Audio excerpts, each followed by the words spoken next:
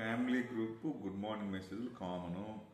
Friends ట్రిప్కి వెళ్దామా, ఇది జరిగేదిలే పెట్టేదిలే, సరే మెసేజ్ పెడదాం మళ్ళీ చూసుకుందాం. అంకుల్, ఈ పాలిటీషియన్ చేసిన స్కామ్ మీకు తెలుసా? తెలుసు, కానీ ఏమీ చేయలేము. అంకుల్ 2, పొద్దున్నే వేపాకు తిని గ్రీన్ టీ తాగితే అన్ని రోగాలు పోతాయి. అది చేస్తే నేను పోతా, రోగాలు కాదు.